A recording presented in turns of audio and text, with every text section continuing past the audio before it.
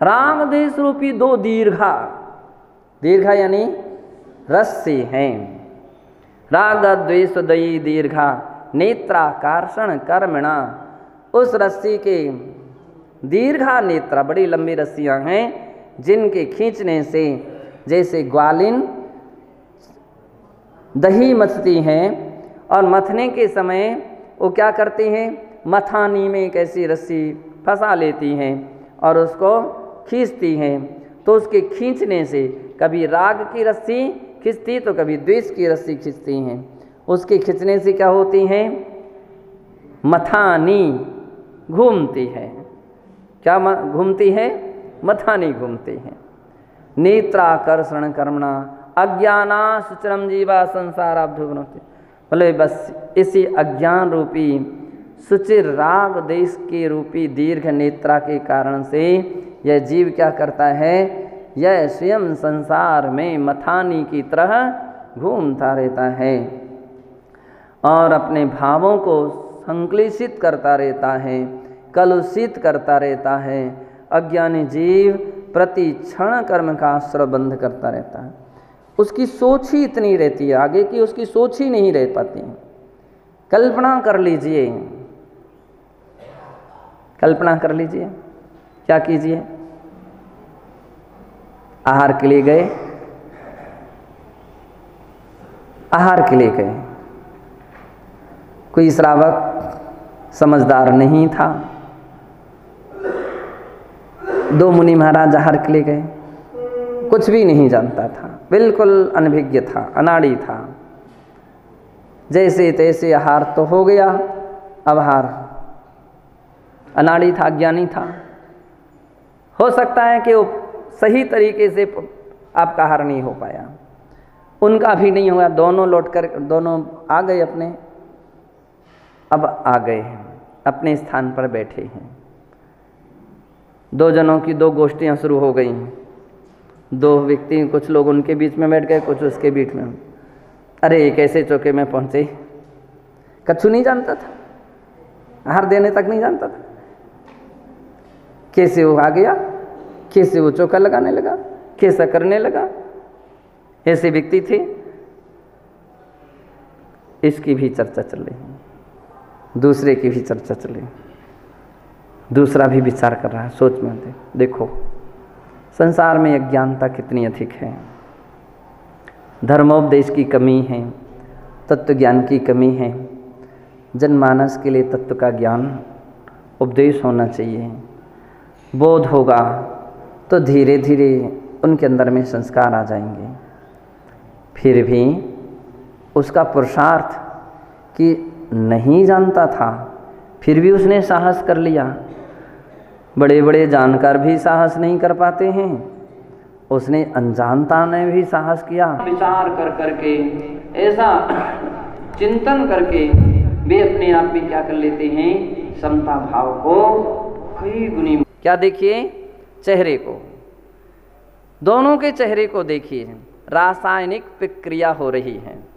क्या हो रही है, रासायनिक प्रतिक्रिया हो रही है। देखेंगे तो प्रसन्नता झलक रही है, और एक के चेहरे में आप देखेंगे तो रोष झलक रहा है, क्रोध झलक रहा है, पर्यावरण संक्लेशता झलक रही है। अरे है तो एक ही चौके का हार, एक ही चौके का हार करके आए हैं। वस्तु तो वही थी, जो इनको दी गई वही इनको दी गई है, वो अलग अलग किस्म की नहीं थी।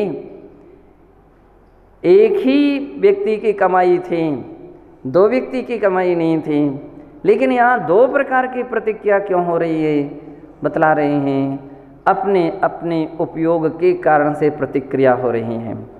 एक उपयोग का सदुपयोग कर रहा है और दूसरा उपयोग का दुरुपयोग कर रहा है, इसलिए इसकी समता का भाव के कारण प्रसन्नता झलक रही है। सकारात्मक सोच के कारण प्रसन्नता झलक रही है। कैसा सोच चल रहा है उसका, सकारात्मक सोच के कारण प्रसन्नता है। और इसकी नकारात्मक सोच के कारण क्या हो रहा है, रोष झलक रहा है, क्रोध झलक रहा है, उसको खुशी नहीं आ रही है। वस्तु वही है। एक को हम कहेंगे ज्ञानी, और एक को कहेंगे अज्ञानी, एक को कहेंगे मोक्ष मार्गी और एक को कहेंगे संसार मार्गी। एक संवर निर्जरा के पथ पर आरूढ़ है तो दूसरा आश्रम और बंध के पथ पर अग्रणीय है। एक मोक्ष की ओर जा रहा है और एक संसार की ओर बढ़ता जा रहा है। तो इसलिए आचार्य महाराज कह रहे हैं जो अंतर दिख रहा है, तो ज्ञानी जीव तो उपलब्धि प्राप्त करता है और अज्ञानी जीव कर्म का बंधन करता है। मोह का महात्म्य है ये सब। क्या कहना चाहते हैं? सब मोह का महात्म्य है। और ऐसा समझ करके बड़ा आश्चर्य हो रहा है कि संसार में जो कुछ भी इस परिणतियाँ दिख रही हैं ये मोह की परिणतियाँ हैं। और ऐसा देख करके समझ करके तत्वज्ञानी मध्यस्थ हो जाता है, साम्य भाव को प्राप्त हो जाता है, राग द्वेष छोड़ देता है। तो इस बात के लिए अपन को ध्यान में रखना चाहिए कि हम अपने परिणामों से अपनी क्षमता को कैसे विकसित करें, हम अपने परिणामों से संक्लेशताओं को कैसे दूर करें, कैसे राग द्वेष मोह की परिणति से अपने आप को हटाने का प्रयास करें। कितने विषय हैं, बहुत सारे विषय हैं। कल्पना कर लीजिए, बीमार कौन नहीं होता है? बीमार ज्ञानी भी होता है और बीमार अज्ञानी भी होता है। ज्ञानी भी बीमार होता है, ऐसा नहीं कि ज्ञानी बीमार नहीं होते हैं। अज्ञानी भी बीमार होता है, ऐसा भी नहीं कि अज्ञानी बीमार नहीं होते हैं। बीमार दोनों हो सकते हैं। फोड़े फुंसी कल्पना बुखार दोनों को आ गया, लेकिन दोनों के अंदर में काफ़ी अंतर आ सकता है। ज्ञानी जीव तत्व चिंतन करके अपने अंतर में समता रूप भाव ले आता है। अज्ञानी जीव केवल दुर्ध्यान करता, पीड़ा चिंतन, हाय हाय मैं मरा, अरे इतनी तकलीफ, इतनी वेदना, इतनी परेशानी, इतना कर जाप जपते जाओ। सोचो क्या इससे क्या वेदना कम होगी? क्या पुराने समय में गांव के लोगों में और देहात के शहर के लोगों में कुछ अंतर देखो तो अपन को नज़र आएगा। क्या नज़र आता है? गांव का व्यक्ति अगर बीमार होता है, देहात का अनपढ़ व्यक्ति बीमार होता है तो सारे मोहल्ले वाले को मालूम चल जाता कि वो बीमार है। क्यों? उसके चीखने चिल्लाने की आवाज़, उसके कराहने की आवाज़, कूलने की आवाज़ इतनी ज़ोर ज़ोर से होती हैं कि दूर तक सुनाई पड़ती हैं। उसके हाव भाव, उसके तरीके क्या है? अज्ञानी प्राणी है, सोच नहीं पा रहा है, विचार नहीं कर पाता है, चीखता चिल्लाता है, कराहता है, हाथ पांव पटकता है।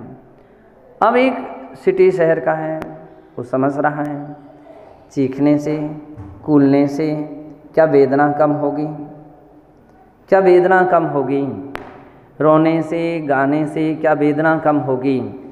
हाथ पांव पटकने से क्या वेदना कम होगी? क्या अगर ऐसा कुछ है तो मैं तो कहूँगा और चीखिए और चिल्लाइए और ज़ोर से हाथ पांव पटकिए तो आपका जड़मूल से रोग ही ठीक हो जाए, दवाई लेने की आवश्यकता ही न पड़े। तो लेकिन ऐसा कभी नहीं हुआ है। चीखने चिल्लाने से, रोने चीखने से, कराहने से कोई किसी की कष्ट, किसी की तकलीफ़ कम नहीं हुई। जब ये सत्य है तो फिर इतना क्यों दुर्ध्यान कर रहे हो? क्यों इतना पीड़ा चिंतन नाम का आर्तत ध्यान कर रहे हो? क्यों कर रहे हो? दुनिया भर के लिए प्रदर्शन ये क्यों दिखा रहे हो? तो बतला रहे हैं क्यों? केवल मोह की महिमा है कि अज्ञान दशा में ऐसी ही परिणति होती है, और जहाँ जहाँ ऐसी परिणति हो समझ लीजिए वो अज्ञान के दर्शन है। ज्ञानी जीव हर बड़े से बड़े कष्ट, जुकाम, बुखार और सिर दर्द और हाथ पैर के दर्द और पेट के दर्द तो बहुत छोटी वस्तु हैं। इससे भी बड़ा कोई पीड़ा, बड़े दर्द, बड़ी तकलीफ भी होती है ज्ञानी जीव के चेहरे में कभी उदासता नहीं मिलेगी, कभी उसके अंदर में चीखता चराहना कराहना नहीं समझ में आएगा, उसके अंदर में कभी वो दुनिया भर के लिए अपने गीत नहीं गाएगा कि मुझे ऐसी वेदना, मुझे ऐसी तकलीफ, मुझे ये परेशानी, मुझे ये कष्ट। तत्व ज्ञानी है, वो तत्व चिंतन के द्वारा अपने परिणाम को संतुलित बना लेता है। यहाँ पर पूज्य आचार्य महाराज इतना ही कहना चाहते हैं कि जो ऐसा तत्व चिंतन के द्वारा परिणामों को संतुलित करता है, साम्य भाव को जागृत करता है, वो प्राणी ज्ञानी है, मोक्ष मार्गी है।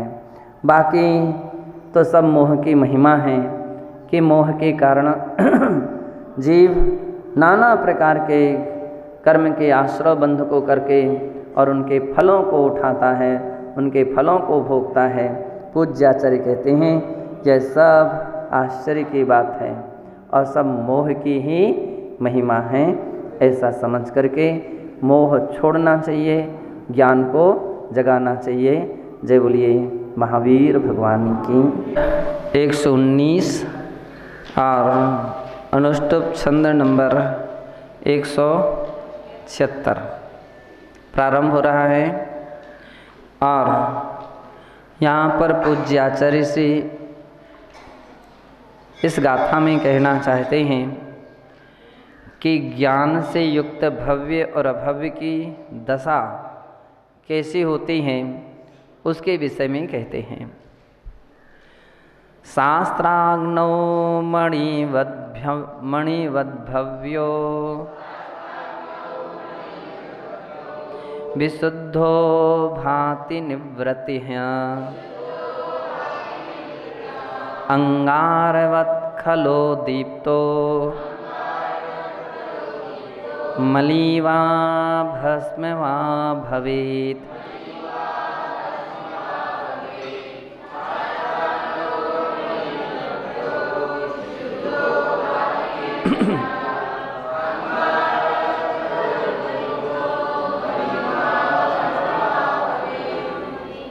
कह रहे हैं शास्त्राग्नौ मणिवद् भव्यो विशुद्धो भाति निवृतः।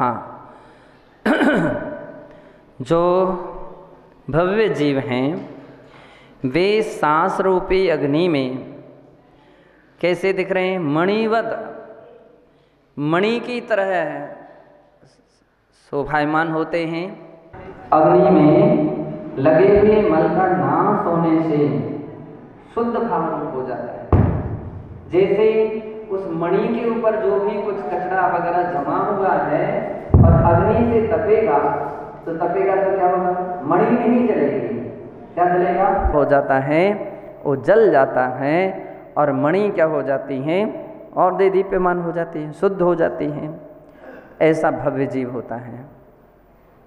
शास्त्र का अभ्यास पाते ही, शास्त्र का ज्ञान पाते ही तो भव्य जीवों में विशुद्धि अंश और अधिक बढ़ जाते हैं।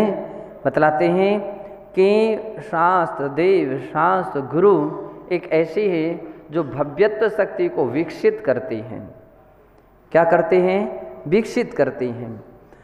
भव्य जीव देव शास्त्र उसके अंदर में, उनके अंदर में विशुद्धि अंश काफ़ी मात्रा में विकसित होता है, जागृत होता है। तो इस प्रकार से भव्य जीव होते हैं।